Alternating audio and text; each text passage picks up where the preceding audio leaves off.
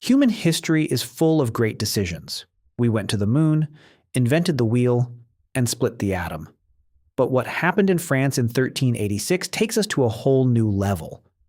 That year, a crime was committed in the town of Falaise, Normandy. The killer did not flee the crime scene. He didn't hide the murder weapon. In fact, there was no murder weapon at all. Because the killer was a pig. Yes, an actual pig rolling in the mud. What would happen in a normal world? You would probably turn the pig into bacon. But medieval humans didn't like practical solutions, they loved bureaucracy. So they decided to arrest the pig. They didn't call the police, but the town sheriff stepped in. The pig was taken into custody. We don't know if his rights were read to him. He probably just used his right to remain silent by going oink. He was taken to the town jail. He was thrown into a cell. A thief was probably lying in the next cell. The guy's cellmate neighbor was literally a pig. That's how the medieval justice system worked. The pig spent 9 whole days in prison. His meals were served regularly. Maybe he was even granted the right to choose his last meal. Then came the big trial day. A massive court was set up in the town square. The judge put on his robe. He had an extremely serious look on his face. The villagers gathered in excitement. The trial of the century was about to begin. The pig was brought into the courtroom. But wait, one detail was missing. You couldn't try a pig naked. That wouldn't suit the dignity of justice. So they dressed the pig in a human jacket. They put a pair of pants on him, and they placed a stylish hat on his head. Now he was practically ready.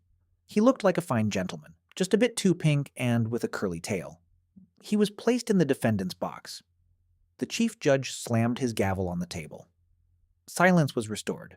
Witnesses began to be heard. The allegations against the pig were heavy. He was accused of attacking a child. The prosecutor began his speech. He stated that the pig was a threat to society. The judge listened, nodding his head. But who was going to defend the pig? I'm not joking. An official lawyer was hired for the pig. A human actually took money to defend a pig. I wonder what was written on the guy's resume.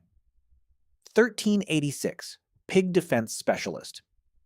The lawyer prepared a brilliant defense. He claimed the pig lacked criminal responsibility. He is an animal, he said. He cannot distinguish between good and evil, he added. Does that make sense?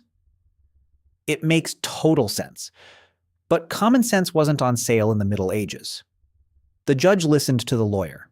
Then he looked at the pig. The pig was probably scratching his nose at that moment. His guilty conscience was at absolute 0. The judge stood up to deliver the final verdict. Everyone held their breath. The judge read his decision. The pig was found guilty, intentional assault and murder.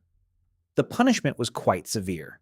A death sentence was issued. Yes, a pig was given the death penalty, but the process didn't end there. Even execution had its proper procedure. The pig was to be executed by hanging. On execution day, the square was packed to the brim. Everyone was there, including women and children. After all, it was a fun weekend activity.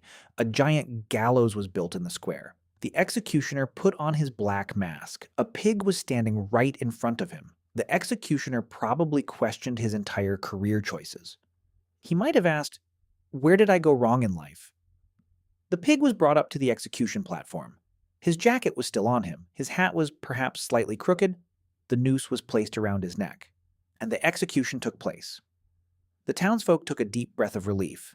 Justice was served. Now the streets were safer. The criminal pig had been punished. Did other pigs learn a lesson from this incident? Definitely not. They probably didn't even understand what happened. But the medieval humans were happy. The rule of law had been proven. Does this story sound ridiculous to you? Hold tight, because this wasn't an isolated event. Animal trials were a whole industry in the Middle Ages. It wasn't just pigs either. Even insects were put on trial. Once a swarm of locusts was taken to court. They were summoned for destroying agricultural fields. The court summons was left right in the middle of the field. The locusts were expected to show up for the hearing. Surprisingly, the locusts did not attend the trial. The judge got extremely furious at this. He convicted the locusts in absentia. They were formally excommunicated from the town. The locusts must have been devastated upon hearing this decision. In another incident, rats were put on trial.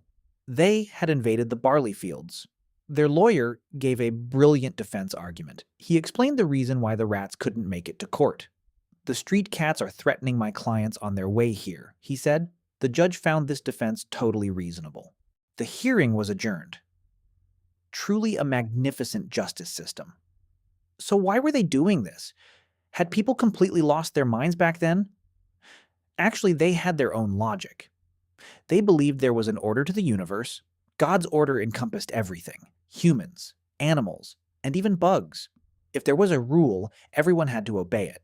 If a pig broke the rule, he had to pay the price. Otherwise, the balance of nature would be ruined. So it was all about the illusion of control. The plague was spreading. Famine was everywhere. Wars were raging. People couldn't control anything in their lives, but they could sue a pig.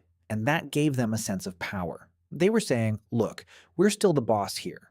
Even pigs cannot escape our laws. Today we laugh at these stories. They seem absurd beyond belief to us. Trying a pig dressed in a jacket feels like pure comedy, but the people of that era were dead serious. Court fees were being paid. Money was showered on lawyers. Executioners were given overtime pay. All just to hang a single pig. The Falaise pig went down in history. They even drew a fresco of it on the local church wall. He became immortalized as a wall painting. It remained as one of the weirdest court records in human history. Now take a look at your own pet. Your cat scratching the carpet, your dog chewing on your shoes. What would happen if you were in the Middle Ages? You could file a lawsuit against them immediately. You could hire a lawyer from your neighbor. You could dress them in cute little fancy clothes. And you could hold them accountable in court. Thank goodness we live in the modern world. We don't put animals on trial anymore. We just feed them and move on. But history taught us one important lesson. When humanity wants to be ridiculous, there are no limits. Next time you see a pig, watch out. He might actually have an attorney, and he might be preparing to take you to court. You can never trust medieval justice. See you next time. Take good care of yourselves and your pets.